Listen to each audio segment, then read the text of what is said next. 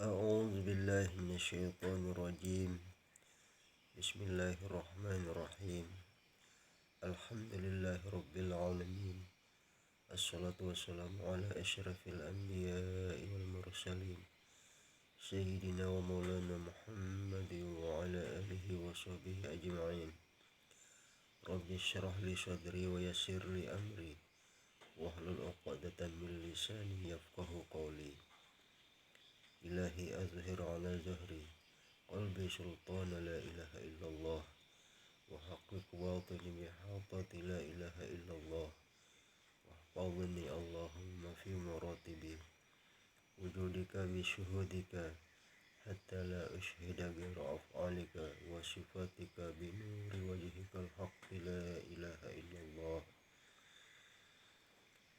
اللهم صل وسلم وبارك على سيدنا محمد النور الذاتي وسر الساري في سائر الأسماء والصفات. Amma ba'd. Bapak Ibu saudara-saudariku hadirin hadirat dimanapun saja berada, bertemu kembali dengan saya di dalam kajian hakikat dan ma'rifat di Arif Billah Channel YouTube pribadi saya. Di sini saya akan melanjutkan kajian kita yang telah lalu di video-video sebelumnya. Kali ini saya akan melanjutkan kajian kita di dalam hikmah sholat dalam ma'rifat bagian 6. Di video yang telah lalu kita sudah mengkaji bagian 5, mengkaji hikmah sholat dalam ma'rifat bagian 5. Untuk kali ini saya akan melanjutkan ke bagian yang ke-6. Baiklah Bapak Ibu saudara-saudariku, simak terus kajian kita di dalam kajian hakikat dan ma'rifat. Di sini saya akan melanjutkan kajian kita di dalam hikmah sholat dalam ma'rifat bagian ke-6. Baiklah, kita langsung saja Bapak Ibu saudara-saudariku, tanpa mengulur waktu, karena mungkin sebentar lagi pada malam yang mulia ini saudara-saudari kita akan segera mengadakan bangun untuk makan sahur di sahur yang pertama untuk puasa pertama besok pagi atau besok siang. Baiklah Bapak Ibu saudara-saudariku, tanpa membuang-buang waktu, kita mulai saja kajian kita dalam kajian hikmah sholat dalam ma'rifat bagian 6. Ini ada pertanyaannya Bapak Ibu saudara-saudariku. Bagaimana engkau mengatakan Maha Mulia? Jawab, sebab yang lain tidak ada, semua itu merupakan af'al Allah yang ada, sehingga dia sendiri memuji dirinya, dan kemuliaan-kemuliaan yang lain itu merupakan ialah Allah semata-mata. Maka kalau begitu kata batin berarti Allah sendiri ingin menyatakan dirinya, maka timbullah itu rahasianya. Jadi Bapak Ibu saudara-saudariku, maksudnya kenyataan alam semesta dan seisinya ini semata-mata Allah itu sendiri ingin menyatakan keberadaannya. Jadi Allah sendiri bertajalli atau berwujud atau menjelma dalam bentuk rupa yang bermacam-macam di dalam dalam alam semesta dan seisinya ini. Jadi bagi siapa yang sudah mengenal hakikat alam semesta dan seisinya ini, maka tidak ada lain yang dipandang, tidak ada lain yang dilihat, melainkan yang dilihat hanya Allah semata-mata dalam rahasia ya. Jadi disitulah muncul ayat Al-Quran yang berbunyi walillahil masyriq wal maghrib fa aynama tuwallu fathamma wajhullah. Timur dan barat kepunyaan Allah, kemana saja kamu menghadap di situ ada Allah, ada kenyataan Allah dalam pandangan ma'rifat ya Bapak Ibu saudara-saudariku. Jadi kalau belum mengkaji ma'rifat atau hakikat dan ma'rifat, jadi pandangan ibu bapak saudara-saudariku belum bisa memandang ke situ, belum bisa tembus pandangannya ke situ karena belum mengkaji yang sebenar-benarnya wujud, karena masih memandang wujud makhluk. Bagi orang yang telah mengkaji ma'rifat, yang dipandang hanya semata-mata wajah Allah sesuai dengan ayat Al-Quran tadi di dalam Al-Quran surah Al-Baqarah ayat 115. Kemana saja kamu menghadap, disitulah wajah Allah. Inilah dalam pandangan ma'rifat. Baiklah Bapak Ibu saudara-saudariku, kita lanjut ya.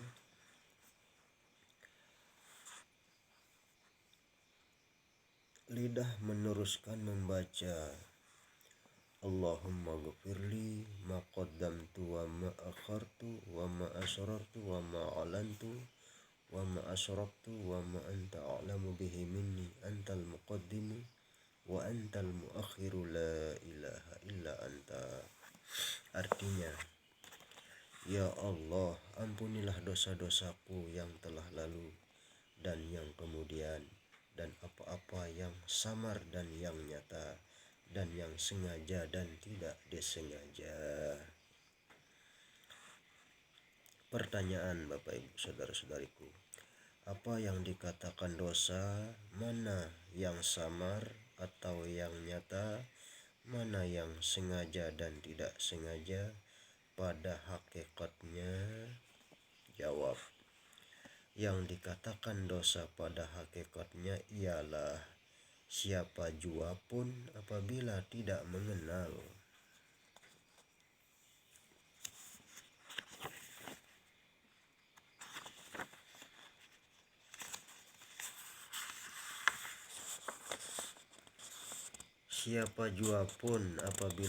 mengenal kepada hakikat dirinya, kenyataan hak Allah, maka hukumnya dosa pada hakikat.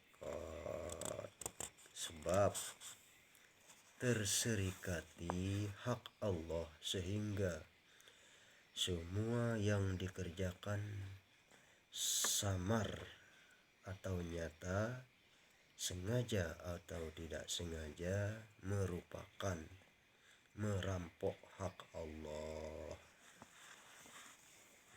Jadi maksudnya Bapak Ibu saudara-saudariku, merampok hak Allah di sini adalah karena alam semesta dan seisinya ini adalah merupakan wujud kenyataan daripada Allah, baik zat, sifat, asma dan af'al, yang zahir dan yang batin, yang awal dan yang akhir, semuanya adalah hak Allah, kenyataan Allah semata-mata. Namun apabila kita mengakui itu karena oleh sebab kebodohan kita yang tidak mengenal hakikat diri kita yang sebenarnya adalah rahasia wujud Allah, maka di situ ada akuan makhluk kita. Itulah yang dikatakan makhluk itu merampok haknya Allah, merebut hak ciptanya Allah, merebut apa yang jadi miliknya Allah. Itu ya Bapak Ibu saudara-saudariku. Maka sudah jelas di dalam hadis qudsi mengatakan wujuduka zambun la qiyasa lahu li wairihi. Bermula merasa adanya, merasa wujudnya manusia atau anak cucu Adam sampai keturunan-keturunannya merasa adanya, itu adalah merupakan suatu dosa, suatu kesalahan. Tidak ada kias, tidak ada alasan, tidak dapat mengelak bahwa kita itu senantiasa dalam keadaan berdosa, dalam keadaan salah, dalam keadaan tergelincir. Tidak akan pernah benar kalau kita belum mengenal hakikat jati diri kita. Karena dengan mengenal hakikat jati diri kita itulah kita akan mengenal jati diri Tuhan kita. Bapak Ibu saudara-saudariku, itu maksud daripada penjelasan tadi, merampok hak Allah itu. Jadi siapapun yang belum mengenal diri, maka selama hidupnya dia akan senantiasa merampok, merebut hak miliknya Allah karena akuan makhluknya tadi. Kita lanjut Bapak Ibu saudara-saudariku. Sedangkan hamba kata hati yang ma'rifat sudah kenal pada diri adalah sebagai rupaku, sebagaimana jasad hamba adalah af'almu.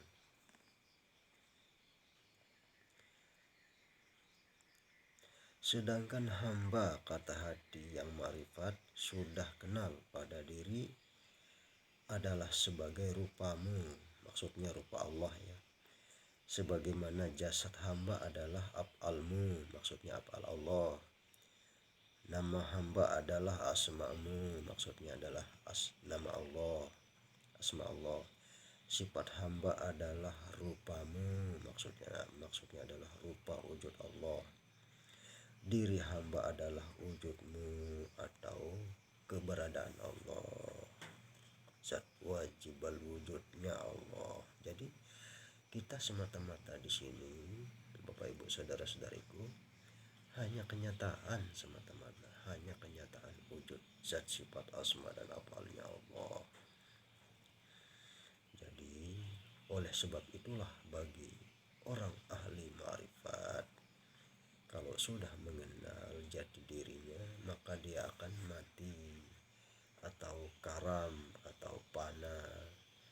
Mutu qabla antamutu, antal maut qabla al maut. Disitulah orang-orang ahli ma'rifat mati sebelum daripada mati. Jadi orang-orang ahli hakikat ma'rifat itu sebelum mati dia sudah mati duluan. Jadi kalau datang mati benaran itu dia tidak takut, karena dia sudah siap, karena dia sudah paham, karena dia sudah mengetahui hakikat kematian. Jadi apabila kematian yang sebenarnya atau mati hissi, berpisah ruh dengan jasad itu menjemput, dia tidak akan takut, dia tidak akan merasa gentar, karena dia sangat rindu, sangat menantikan tentang kematian atau kepulangan. Karena dia tahu dirinya, dia akan segera kembali kepada Sang Maha Kuasa, Sang Maha Pencipta, Sang Maha segala-galanya. Dia sangat rindu bertemu dengan kampung halaman asal usulnya. Jadi orang marifat itu tidak pernah takut mati ya Bapak Ibu saudara-saudari. Karena orang marifat itu bukan mati, tapi pulang ke rahmatullah, kembali ke rahmat Allah maksudnya. Baiklah kita lanjut Bapak Ibu saudara-saudariku.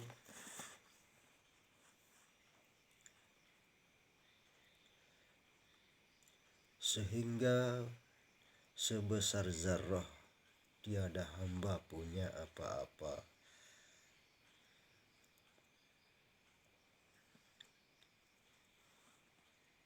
La haula wala quwata illa billah. Udah jelas ya Bapak Ibu ayatnya. Tidak ada daya dan upaya melainkan hanya daya upayanya Allah, itu maksudnya. Kalau semua begitu engkau lakukan, maka lepaslah engkau dari dosa yang samar atau nyata, yang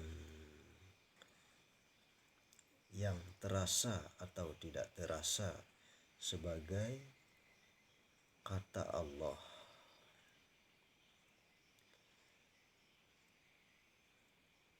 Sebagai kata Allah dalam Quran surah Al-Anbiya ayat 23. La yus'alu amma yaf'alu wa hum yus'alun.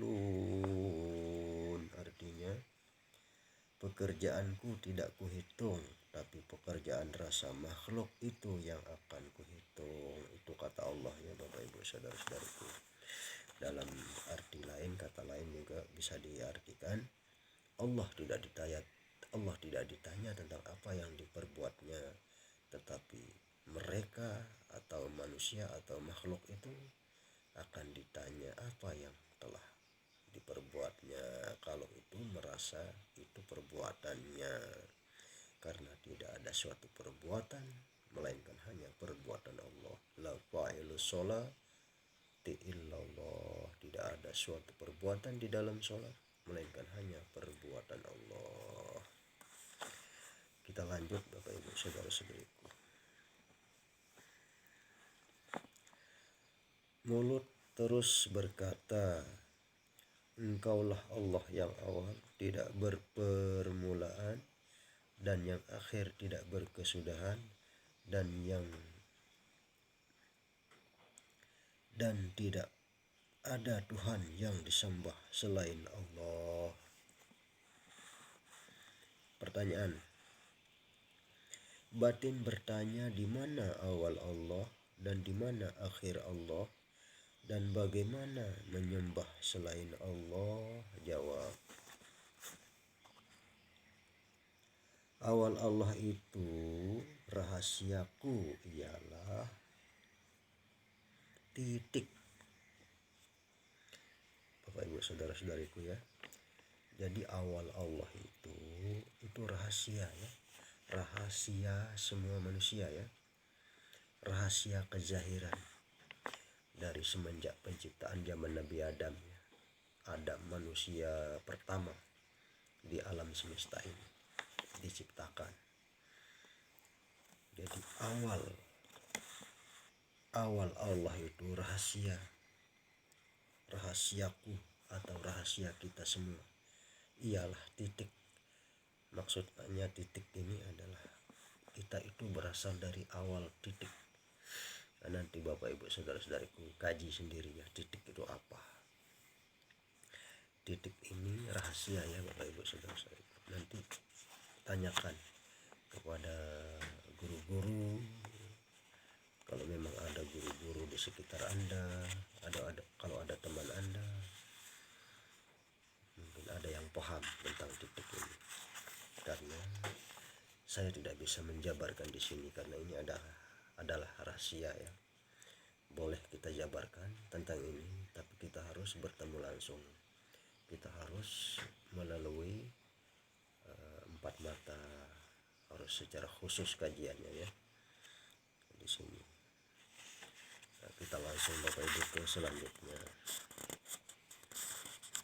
Rasaku sekarang hamba sudah kenal, sehingga yang namanya engkau itu sebesar zarrah tidak ada sama sekali, melainkan semua hak engkaulah yang ada, dan kasihanilah hambamu.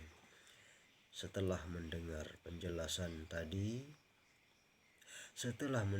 penjelasan hati, maka batin menjawab, kalau sudah semua engkau menyatakan bahwa yang ada hak Allah, maka kamu mendapat ampunan yang banyak sekali dari Allah. Sebagaimana lihatmu yang salah aku ampuni, sebab itu basarku kata Allah. Dengarmu yang salah aku ampuni, sebab itu samaku kata Allah. Pembicaraanmu yang salah aku ampuni, sebab itu kalamku, kata Allah. Hidupmu yang salah aku ampuni, sebab itu hayatku, kata Allah. Hidupmu yang salah aku ampuni, sebab itu hayatku, kata Allah. Dan lain-lainnya yang salah aku ampuni, sebab wujud yang ada itu kenyataanku, malah aku sayang kepadamu, sebab kamu dapat menyatakan adanya aku, kata Allah. Jadi Allah itu, Bapak Ibu saudara-saudariku ya, sangat berterima kasih kepada hambanya yang mengenali dirinya, yang mengetahui dirinya. Karena bagi sang hamba yang sudah mengenali sang Maha Kuasa atau Tuhannya, maka pada hakikatnya dirinya lah itulah kenyataan wujud Allah. Sehingga Allah itu berterima kasih kepada hambanya, kepada makhluknya yang telah menyatakan wujud Tuhannya. Jadi antara hamba dengan Tuhan itu tidak terpisah ya Bapak Ibu saudara-saudara. Jadi wujud yang awal itu akhirnya wujud pada yang akhir, atau sifat Allah itu yang awal itu kan zat ya Bapak Ibu saudara-saudariku. Wujud awal Allah itu adalah zat, namun masih zat itu sifatnya rahasia, gaib, belum nyata. Setelah zahir, setelah diciptakan manusia sebagai rahasianya Allah, maka zahirlah, nampaklah Allah itu bertajalli kepada wujudnya manusia. Jadi manusialah akhir daripada wujudnya Allah, kenyataannya Allah. Maka dari situlah ada hadis kudusi mengatakan, al-insanu sirri wa ana sirruhu, bahwasanya manusia itu adalah rahasiaku, kata Allah, dan aku pun rahasia manusia. Al-insanu sirri wa sirri sifati wa sifati la ghairi, kata Allah, insan itu adalah rahasiaku, manusia itu adalah rahasiaku, dan rahasiaku itu adalah sifatku, dan kalau itu sifatku maka tidak lain adalah itu kenyataan wujudku, kata Allah ya Bapak Ibu saudara-saudariku. Jadi wajar kalau Sayyidina Ali bin Abi Thalib berkalam, apa kata beliau? Ma ra'aitu syai'an illa wa ra'aitullaha fi. Aku tidak melihat sesuatu melainkan yang kulihat. Aku tidak melihat sesuatu, kulihat Tuhanku, maksudnya ya, kulihat Tuhanku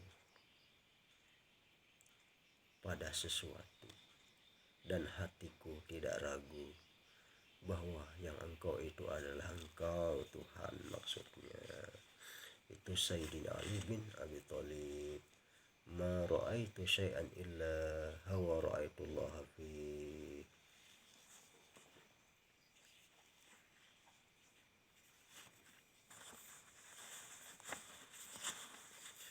Kulihat Tuhanku, kata Sayyidina Ali, kulihat Tuhanku dengan mata hatiku, dan aku pun tidak ragu lagi, tidak syak lagi bahwa yang engkau itu adalah engkau Tuhan, kata Sayyidina Ali. Saking marifatnya Sayyidina Ali, sehingga apa yang dia lihat, apa yang beliau lihat, apa yang beliau pandang, senantiasa memandang kepada Allah.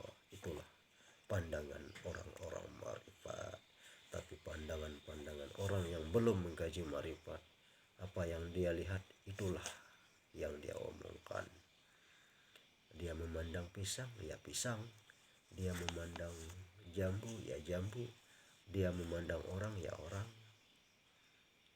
Tapi pandangan orang ahli ma'rifat, dia memandang manusia, tetapi sesungguhnya dia sedang memandang rahasia Allah di dalam diri manusia itu. Itulah pandangan yang sudah tersingkap tabir rahasia atau khawas atau khawasul khawas.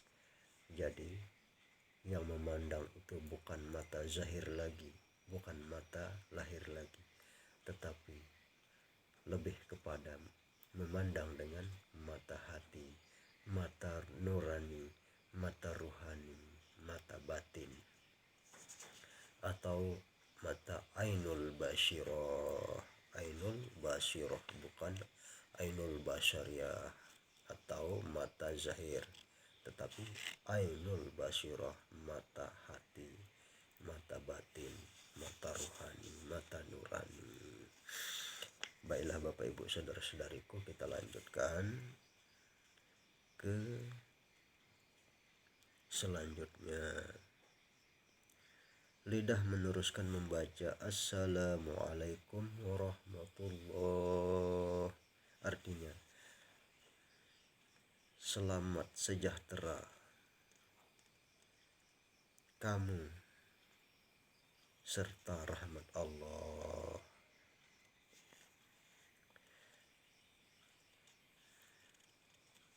Batin bertanya, mana yang selamat dengan rahmat Allah? Jawab, sebab aku sudah kenal bahwa diriku adalah merupakan sifat rupamu sendiri ya Allah. Tidak ada diriku melainkan hanya Engkau yang ada. Itu jelas ya Bapak Ibu saudara-saudara, sangat jelas sudah. Allah itulah yang ada, kita tidak ada ya. Kita ini hanyalah kenyataan.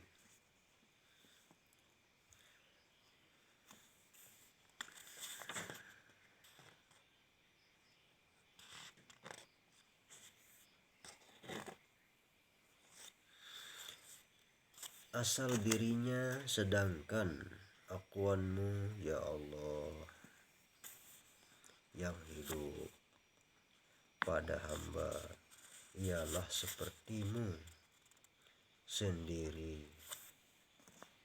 sifatmu sendiri, dan yang dikatakan mati itu ialah lenyapnya hamba kepadamu.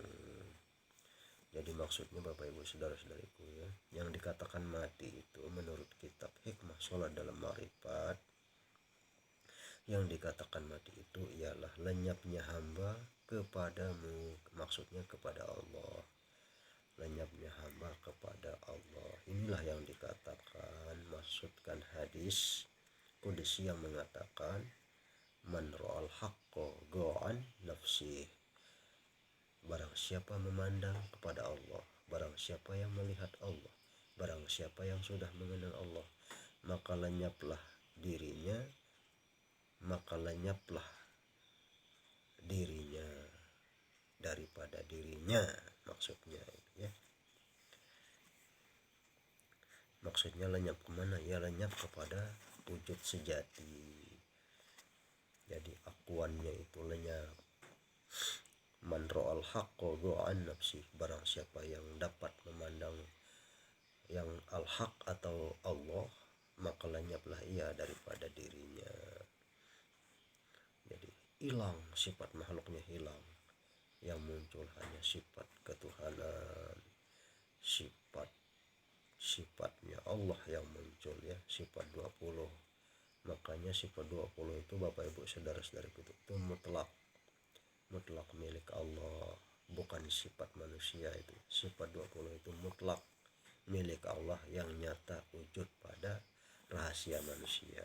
Maka kaji terus Bapak Ibu saudara-saudariku ya, pelajari terus tentang mengenal diri ini, karena inilah ilmu satu-satunya yang bisa menjamin kita kembali kepada Allah Subhanahu wa Ta'ala, bisa sampai kepada Allah Subhanahu wa Ta'ala. Ilmu-ilmu lain tidak bisa. karena ilmu-ilmu yang lain itu adalah ilmu cabang sebagai ilmu pelengkap saja. Tapi yang sesungguhnya ilmu yang bisa menyelamatkan manusia itu hanyalah ilmu ma'rifat, ilmu awaludina ma'rifatullah. Awal-awal agama itu harus mengenal Allah, harus tahu Allah, harus kenal Allah. Itu ya Bapak Ibu saudara-saudari. Kita lanjut.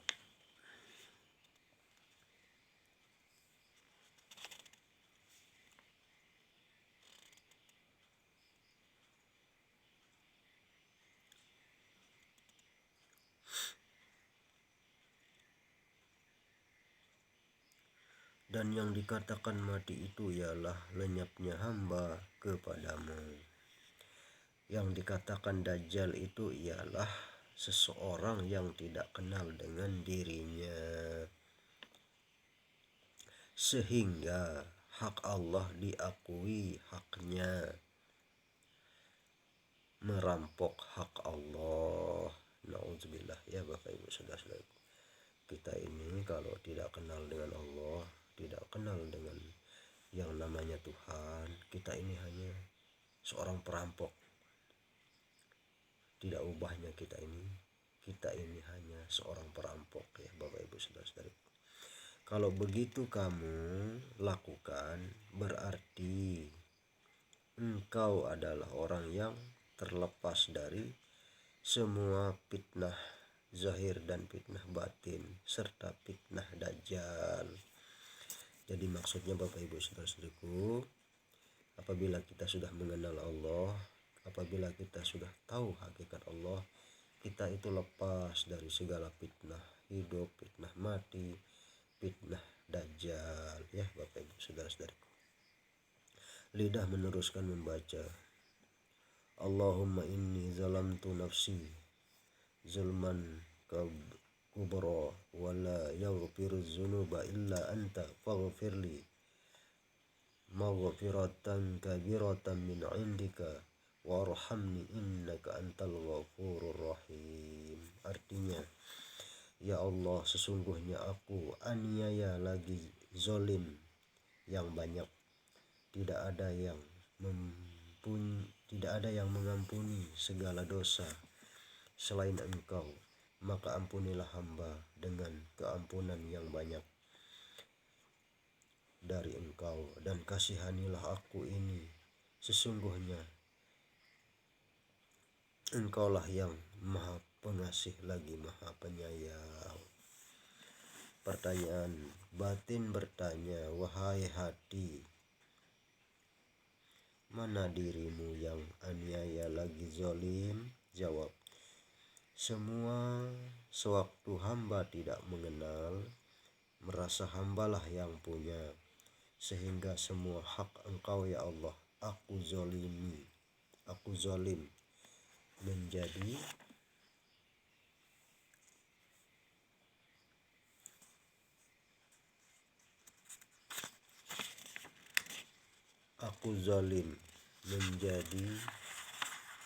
zahir Engkau itulah kenyataanku, batin Engkau itulah hidupku, akhir Engkau itulah kembalinya aku, sehingga tidak yang lain selain Engkau. Inilah dalam pengertian la maujudun illallah, artinya tidak ada yang wujud selain Allah. Setelah mendengar penuturan atau pengakuan hati, maka batin berkata, wahai hati, kalau engkau seperti itu, maka benarlah apa-apa yang kami kerjakan.